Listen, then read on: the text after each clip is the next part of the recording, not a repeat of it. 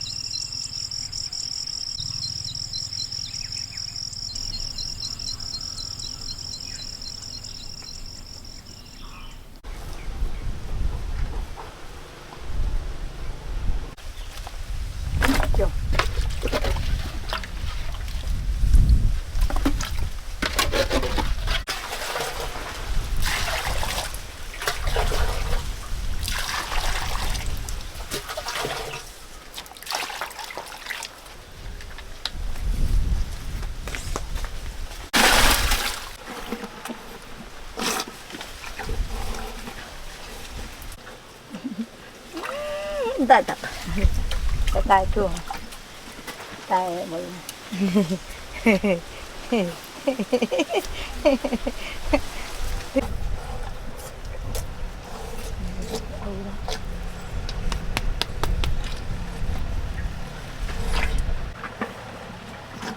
cái tay nó đúng giờ luôn.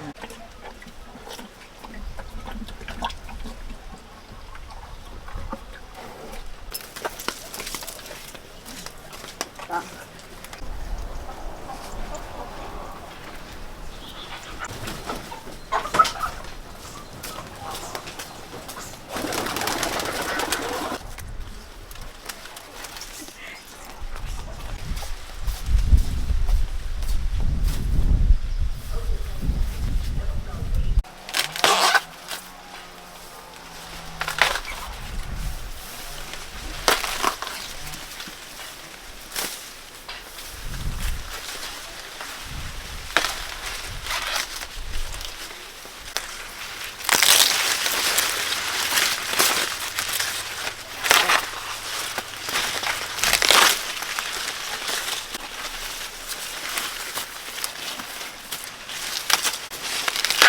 Nào là bí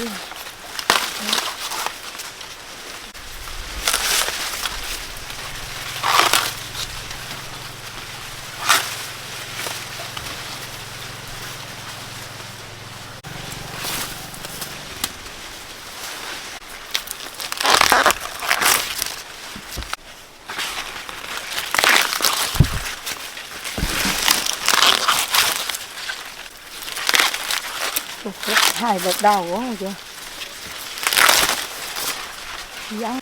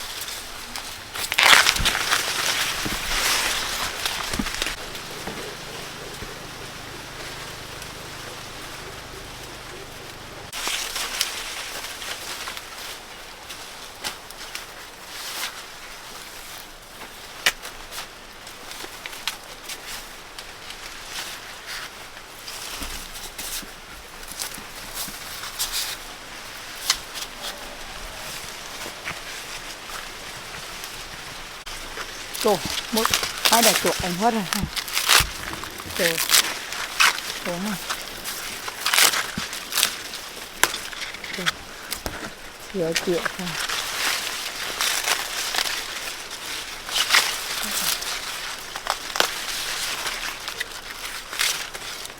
Giá này, u trên cao mà nó cũng leo lên ăn được. Trời, xuống. Chuột anh chịu. Hay trèo lên anh như vậy. Hai giờ nữa.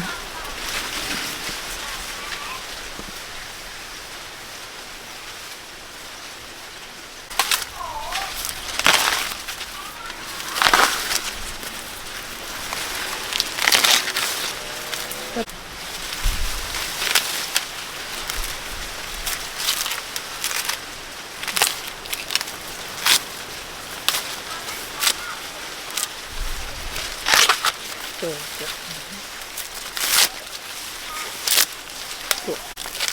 anh thấy không?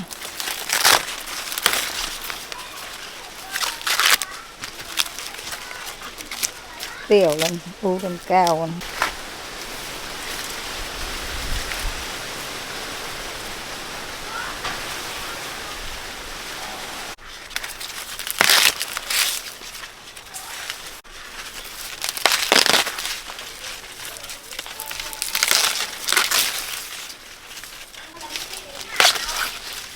Mấy chút chua già tới ai vậy già.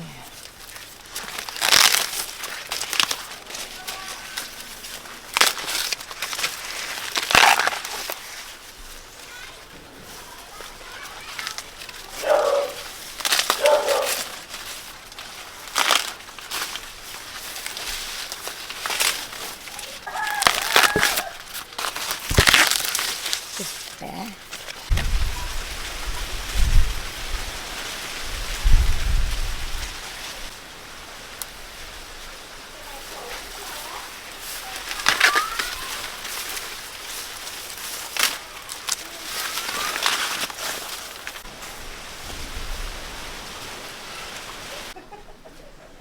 Men điếu ngày nào cũng men điếu.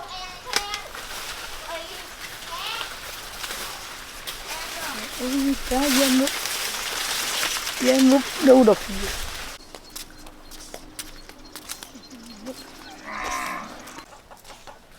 Con ở chỗ thầy.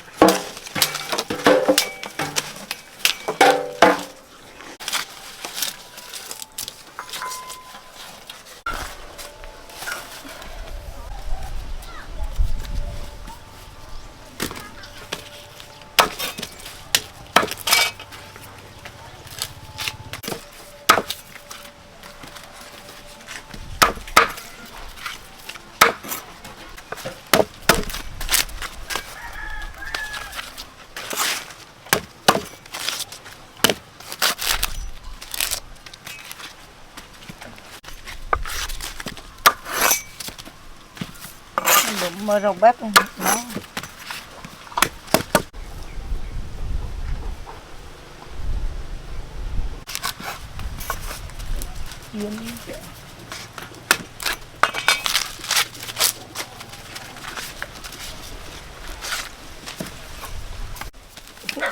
bữa mình lấy cái dao đai với mình.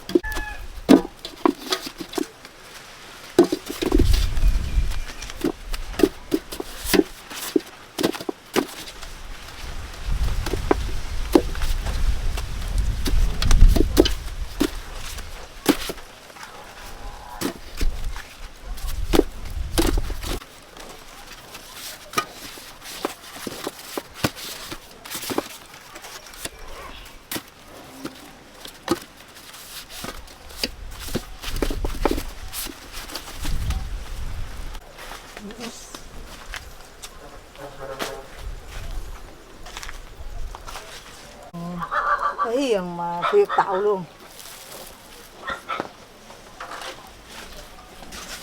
Có.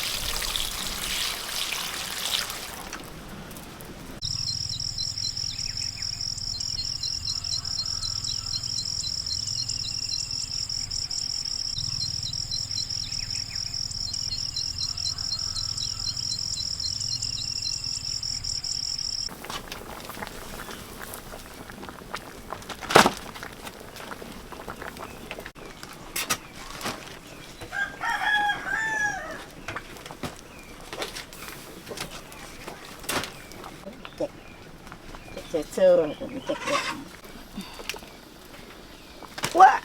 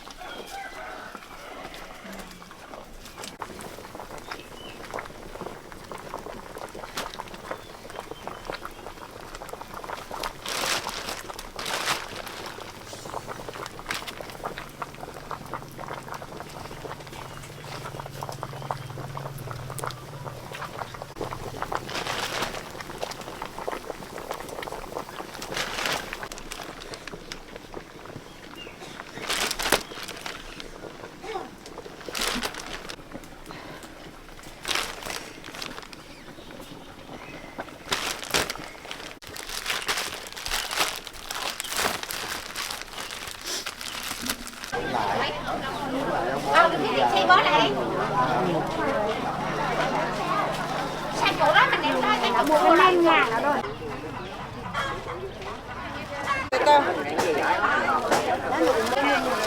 Bò lắm đâu.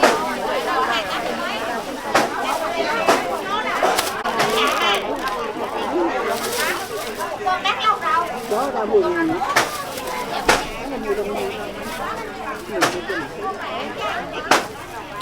Cầm này con đường cho cua. Con nấu con làm lạng lột hết đi cái đầu luôn rồi. Lột hết mất mà. Đấy, muốn bán ai bán cho con thì bán, con mua gì con ăn à, chứ con không có ít. Đi cho đi ra làm nếp anh chị. Nếp ngon. Nhiều cái. Ừ. Nhiều cái. Nhớ 10.000 bò 4 cái mà nấu 10.000 3 cái. Đúng rồi. Nó bán cái nhiều chuyện đó. Bếp ngon. Mua bếp coi. Mua bếp. Thì chăm tay cùng con. Bếp làm gì tức gì là mà bắt lại tao đâu. Tao bắt đầu nó quen rồi. Rau em 4 cái. Chị làm gì chị làm? Chị mấy cái đâu? Tao món một cái mời. Dạ em 4 cái. Ra gì ra? Là mọi người cho em cái này. Là cá láo không? Không, là láo hay mình láo? Có nấu lột hết gió. Ý là nó láo hay mình láo? Là nó không láo, bà chung láo nó láo. Có vậy mà cái nào ngon. Em thì chị đem cho em. Giờ lột hết rồi chứ, lột hết gió chứ. Chị vậy nha. Dạ đến chị bán đi. Để làm bóc nha. Bếp nếp là Bán rồi đấy. Bán lại đây. 10.000 mấy cái. 10.000 mấy cái. Láo đi theo. Cái đi. Bỏ to hay. Nhạc to gì lửa nó láo vậy trời. nhớ bữa nào bón bởi vì ra Việt Nam là ham còn láo láo bữa đầu này Láo rồi đó. Em nghĩ nó bỏ chứ ngon dữ trời cái nào bếp bây giờ mà láo lên. Vì sao bóc vô lắm mà. Nhớ này lại nó bóc vô lắm mà. Không. Nó láo. Bây giờ mà con có giá lột hết rồi nè con thử cái sao mà ngon quá lột đây giờ nấu nó ló ra luôn á. Đúng không? Con có lái nữa. Nó lót cái hộp quá. Nó con đang mua rồi mua về vàng cái không mua hộp rồi con nấu cho nó là rau. Béo 10.000 thôi Dung. Có đây. Dạ. Cái chút mà nó ế là nó làm rau. Chứ còn các con không mua đâu. Lúc đầu rau đâu phải nước Con về nhà con cắt. Nhà con có đâu mà con đâu có đâu. có hậu rau ở trên đó. Người đâu có thiệt hết rồi. Em ra đó đi vô em bóc lên mẹ. Thì cũng một bao đúng không? Đứa ra thọc tay trước. Đứa ra thọc tay trước giờ cũng bóc lên chữ. Bỏ thùng đậu lại không bán lại đã bóc đi cho hết. Rồi bóc lên. Quảng cáo là tao bóc vô mồi nữa chứ. Đây. Có bị đi. Để em về láo áo.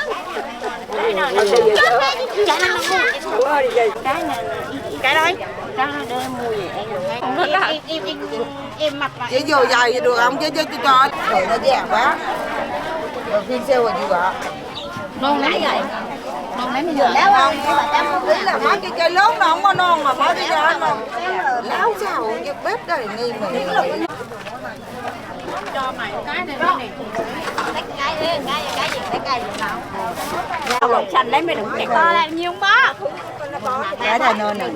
Cái này ngon. Không mà nhỏ xíu nhẹ chát rồi. Cái gì vậy cái đây? Bạn này nãy bán tàn láo không cũng được đâu. Thôi được ăn không. Cái gì đâu gọi bó cái đó bao nhiêu vậy? Cái này nó hơi dài. Đưa bên nhà luôn.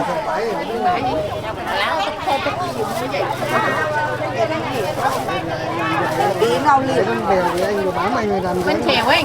bên bèo ấy. Bèo ấy.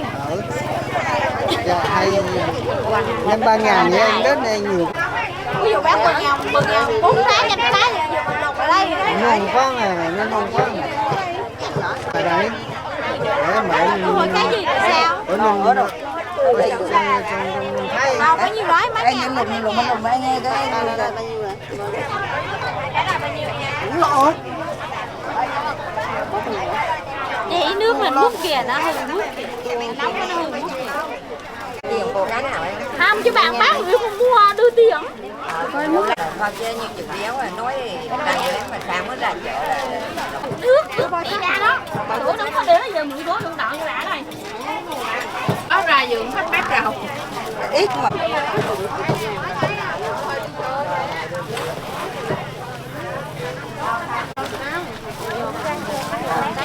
Dầu tháo ơi.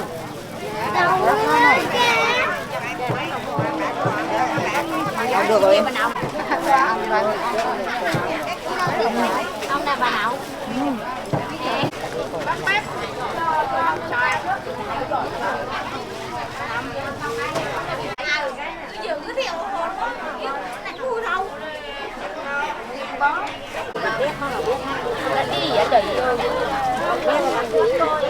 Đồng bà giống có Ngon rồi, không ra đây cái nữa, cái đây nữa. Anh ấy.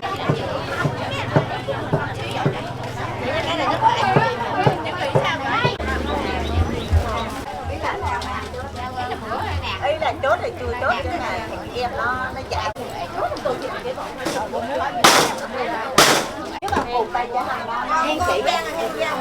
Ồ vô cái lũ đó nó hành rất thắt thân mình hết.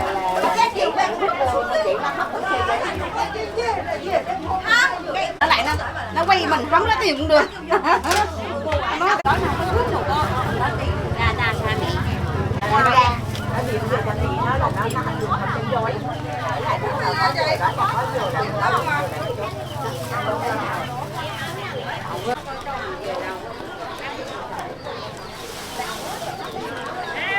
Cái là đậu đậu ơi mua gì cô? Hồi nói hôm nay diễn hả?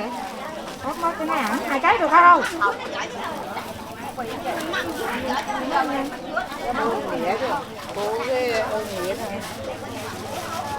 Đây. Bao nhiêu? 14 cái rồi là mừng. Rau bả bị. Ôm đi cha này. Kịp nát đi kia hết bây giờ.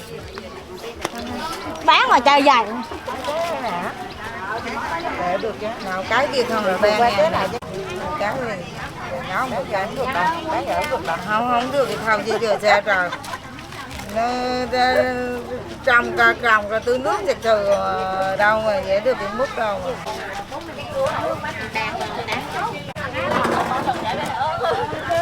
Ở ban vỉa đưa cho 10.000 hay sách đi.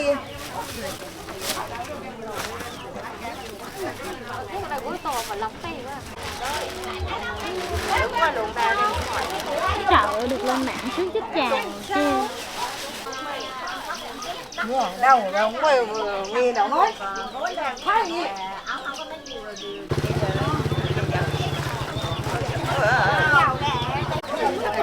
Cháy này sợ sống nữa. Em nghe cái gơ lắm. Em đi cái kia.